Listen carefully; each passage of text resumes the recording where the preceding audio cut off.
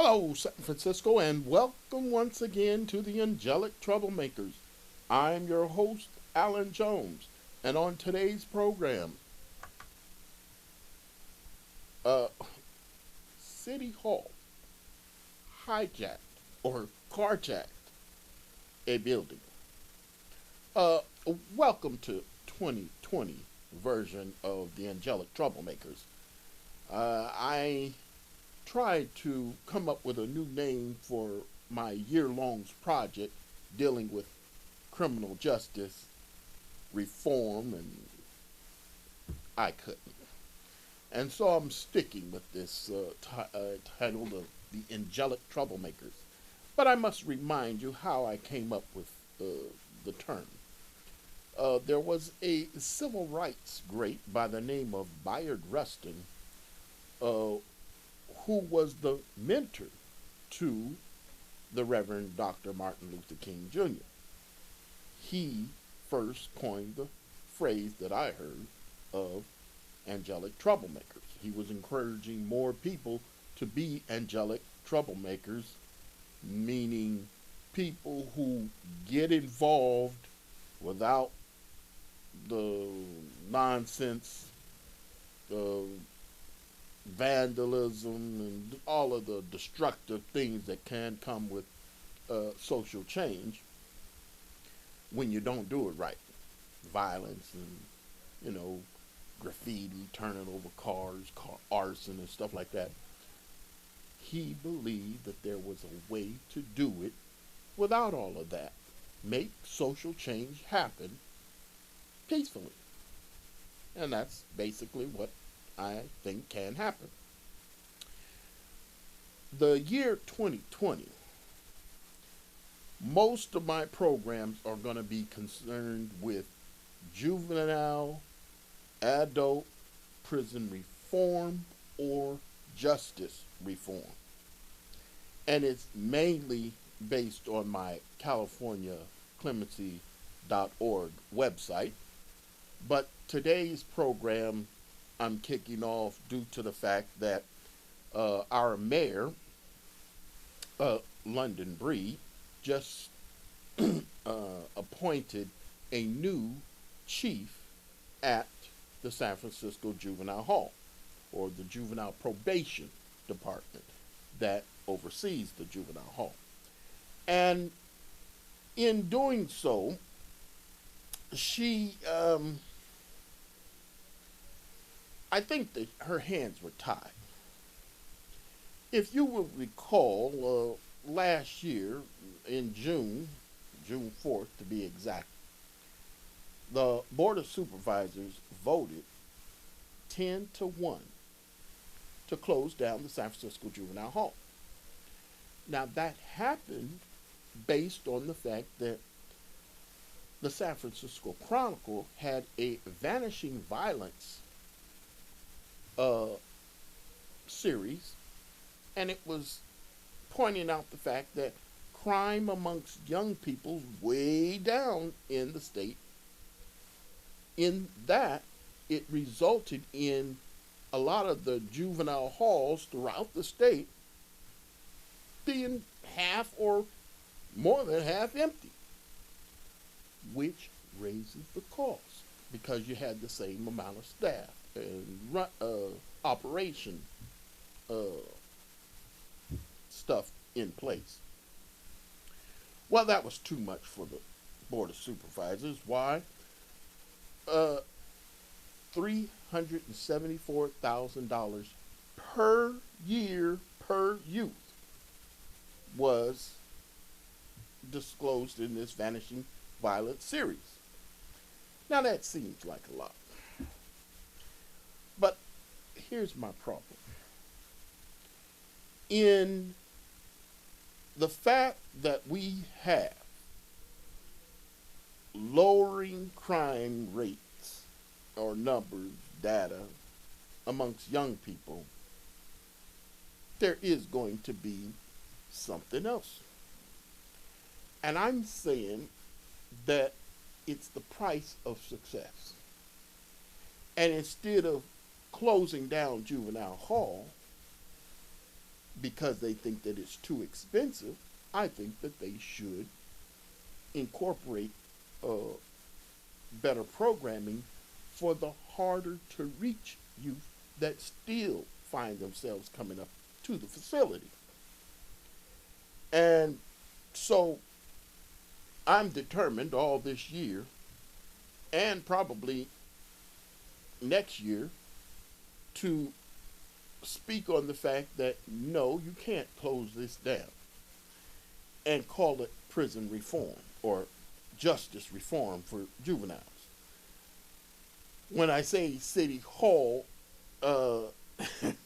is carjacking a building, they're trying to take the young people who are up at the San Francisco Juvenile Hall and move them to secured facilities in homes that have been refurbished into locked facilities into the communities. That ain't gonna work. Now, I am going to just tell y'all, a lot of these kids are unwanted. There, I said it, unwanted kids. Unwanted kids are mainly what's up at the San Francisco Juvenile Hall right now. Hard to reach kids. We need a secure place for these hard to reach kids. Now everybody's crying about, oh, the conditions up there are so brutal. Oh, you're treating them like animals locked in cages. That's not what's happening. And I'm offended by the fact that the San Francisco Chronicle had the nerve to interject different things that are happening way across the country as if it was happening here in San Francisco. Just to make a point, we need to close down the San Francisco Juvenile Hall. They celebrated it.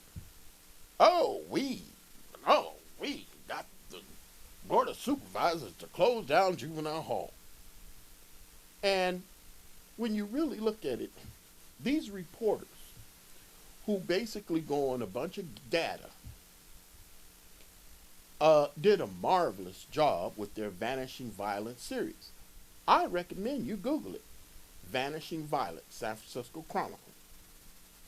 And it's way too much for you to read, but since it's stuff that I do, I read most, if not all, of the series. And there was probably 13, 14 different articles, some of them very long. And I don't like to read. But the fact that they pointed out certain things where kids were denied this and they were denied that and they were treated wrong here and they were treated wrong there. No, I've been in Juvenile Hall. I spent 10 years as a volunteer. And I know that where it went wrong. There was a time back in the 80s when I went to the San Francisco Juvenile Hall. On a weekly basis, you had members of the San Francisco 49ers who were up there as volunteer counselors. I was a volunteer. They sat in the room when I was giving my Bible study. That ain't happening today. And though we have done some great work in over the years, I give technology credit. Let me just slide away just to give a point. 20 years ago, when I used to ride muni buses, I was heartbroken by the amount of silliness that went on those buses. Yes, it still goes on today. I mean, these guys would pick out these big old pins, tagging all over the buses. They really looked ugly. Well, fast forward to today. unfortunately, due to the fact that I have had an issue with my vehicle, I had to get on a muni bus. It was crowded. It was after school. There was a lot of kids on the bus. What did I notice? Not only are the brand new buses have a whole bunch of cameras in them, so it's not all that easy to just tag and get away with something, but a lot of the kids were on their cell phones. And I'm saying that technology has helped reduce the crime rate amongst young people. Everybody can't figure it out because not only is it happening here in San Francisco or in the state of California, crime amongst young people is down throughout the country. However, there are some real difficult young people that need to be monitored closely. And I'm saying that San Francisco is wrong when they see that the price to house a young person at Juvenile Hall being so high as a reason to close it down. You basically have put a price tag on reform of young people. The issue is you want to get them to adulthood without becoming adult criminals. Well, that's not happening in the most severe cases. I'm going to give you 2, maybe 3. Back in March, April last year, while the Board of Supervisors were thinking about closing it down, there was a young man that was just released from the Juvenile Hall. He's 18 years old. He got a phony diploma. And when I say phony diploma, I'm going to tell you something. Some of those diplomas that they're giving out at the San Francisco Juvenile Hall, they're not legit. Don't tell anybody I said that. But they're not legit. Anyway, they gave this person his diploma. He spent years up there. 3 months after he was released, that was the young man that shot up the San Bruno Taffran shopping mall. Now, how is it that you're going to spend all those years up there, and then 3 months later, you're shooting up a shopping mall? It is the lack of quality programs that is the problem, not the building or the price to keep the building running. Another situation. You heard the sad story last week where 2 individuals were caught in a theft of a man's laptop in Oakland. Well, turns out someone was killed in that theft. The 2 young people who were arrested, they may be looking for a third, but the 2 people who were young people who were arrested, 23 and 22 years old, or 22 and 21, it's been years up at the San Francisco Juvenile Hall. Now, let's just look at that. When you see a situation where you got young people and you're holding on to them so long and they're not getting vital skills to where they learn to be computer whizzes, and upon their graduation, you're not giving them some phony diploma. Give them a laptop computer. Then see what they do. Sure, there is some possibility they go do something silly with it. But I'm saying that if we concentrate on some more meaningful uh, programs, challenging them, these young people, I say they'll rise to the challenge. Not all of them. And even the worst of the worst, if you can save some of them, still some are going to fall through. Those are the people that San Francisco City Hall wants to be in the community. Now here's the point. San Francisco City Hall and the police department can't get a handle on the auto break-ins. So why are you going to put juveniles out of home now into these same neighborhoods where there's a rash of car break-ins? If you have these young people up at Juvenile Hall, they're not going to be walking the streets tempted to look in somebody's car.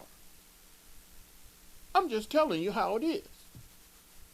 You want these young people tempted to open a book, not a person's car door, or break into their car.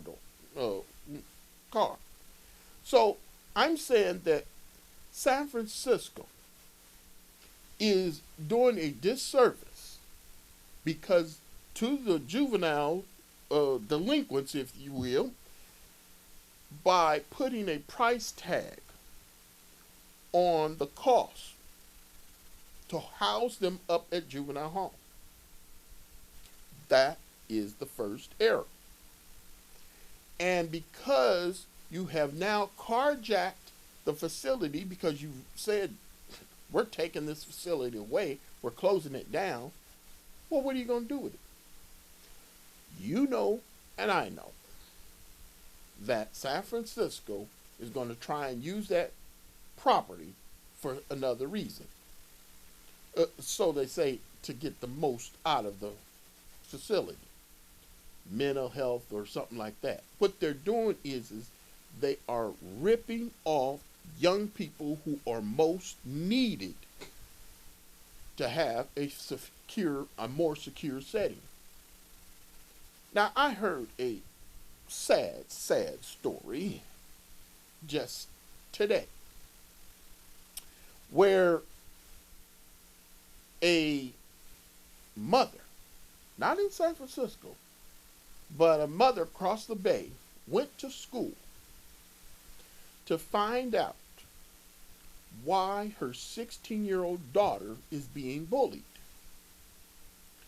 Well, guess who she ran into? The people who were, the young girls who were bullying her daughter. What did they do? They beat up that mother. Now, I know you're thinking, well, that's not going to happen here in San Francisco. You don't know that. And so the issue is these the type of young people that you want to put into the communities of San Francisco? The Juvenile Hall is being closed.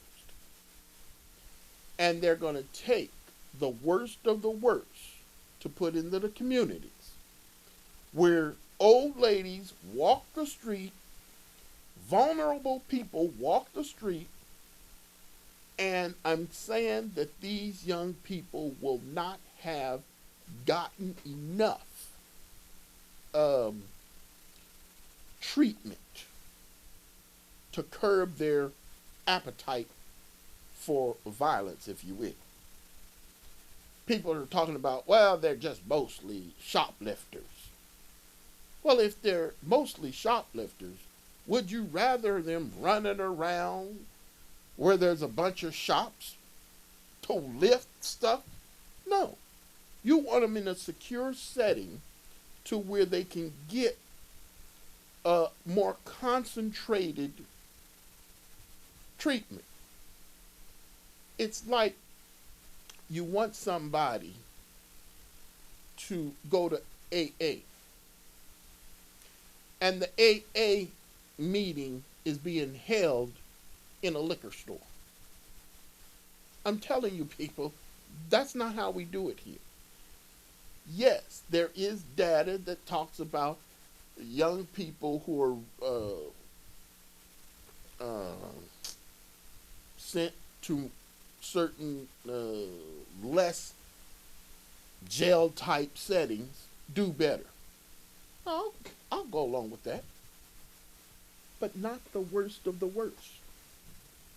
There are some that take longer to turn around. And because they take longer to turn around, the tighter a grip we need to have on them. I heard that down in Southern California, they've eliminated probation officers. I support that because I know that there's some probation officers, they're not monitoring the young people that they need to for you. As God is my witness, I've heard multiple stories, true stories, where probation officers went to check on a kid and ended up having sex with the kid's parent. I know you think I'm lying, but it's not. That happened here in San Francisco. And so what I'm saying, people, is we are doing a dangerous thing by allowing City Hall to take away a building because they think they know how best to rehabilitate. They have carjacked a building. Only in San Francisco can you carjack a building and call it justice reform. That's not right. And I'm saying that for all of us who know better, we need to speak up. Now, I understand that in these articles, if you read this vanishing violence, they claim that they're giving a little balance when they say some people disagree with closing of the facility. But then they leave it just like that. Well, that's all they do. They don't tell why people are objecting to this move. I've had reporters call me and get my side of the story. Well, when they got my side of the story, because it didn't fit with what they were writing, they weren't going, hey, well, Alan Jones says you should not close the facility because these young people need more closely monitored situations due to the fact that they are the, if you will, worst of the worst, or more challenging. You know, they don't get it the first time. There are some who just need extra help. I myself claim to be a slow learner. I love the fact that, yes, though I'm a slow learner, I'll get it and then probably pass you up.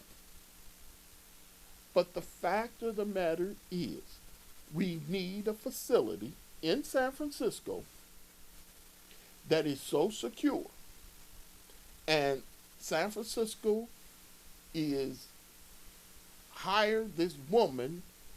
She's from the DA's office, who is a reform-minded person. She does reform on young adults was doing them down at 850 Bryant.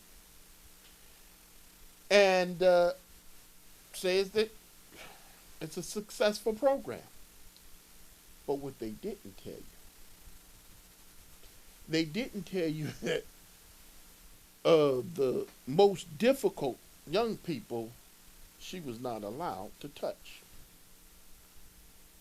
Murderers, rapists, she wasn't allowed to touch them.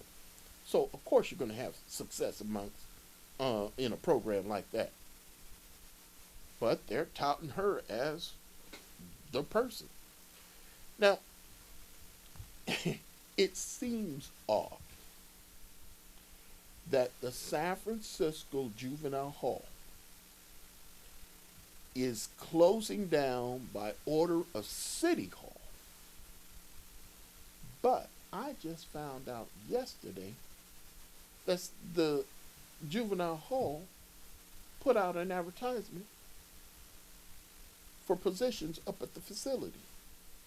Well, what's up with that? You're closing the facility, and yet you're asking people to apply for jobs up here. It takes a long time for you to get cleared just to go into the facility. And then they're going to not tell you the fact that, oh, we're closing the facility. No, what they're going to tell you is, well, we're not really sure. But you just come on in here and work, and we'll work that out later. No, I'm telling you people that the San Francisco City Hall is not being truthful with the people that they're hiring for various jobs. I would not dream of taking a job where I'm encouraged to make it a career and then snatch. They've closed the facility. That's not how it works. But San Francisco is trying to pull the wool over your eyes by the mayor. She's been up to the facility twice. Once she says, you just trust us, we're going to take care of you. And I'm a supporter of London Breed. Then she came up there and introduced last week the new chief. Let me tell you something about the new chief. The new chief has 0 juvenile probation experience. The last chief, 30 years. Was he perfect? No. Could he take credit for the many programs that he allowed to happen that brought down the numbers of young people going into the facility? Yes.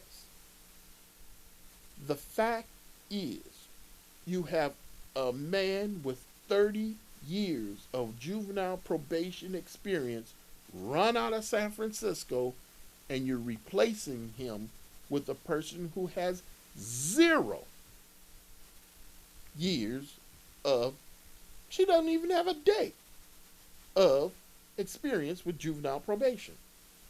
Now, if you don't believe me, I got that reading that the reform-minded person was hired to be the new chief. It was a San Francisco Chronicle article that announced her appointment by the mayor. And I'm saying to you people, you don't know what is going to happen. All of this lower crime rate for young people going on right now, because of the type of people that we're trying to push back into the community. You're going to see in the coming years crime goes up if San Francisco is successful in closing down Juvenile Hall. I hope not. But I'm saying to you, watch it. Because San Francisco is, they're trying to pull a Donald Trump over on us. They're not telling us the real thing. They're doing a lot of hoping and wishing, and that ain't gonna cut it. Not when you're dealing with the most troubled youth of our city. So, I'm gonna keep my eye on it. I suggest you do the same. Until next time, God bless.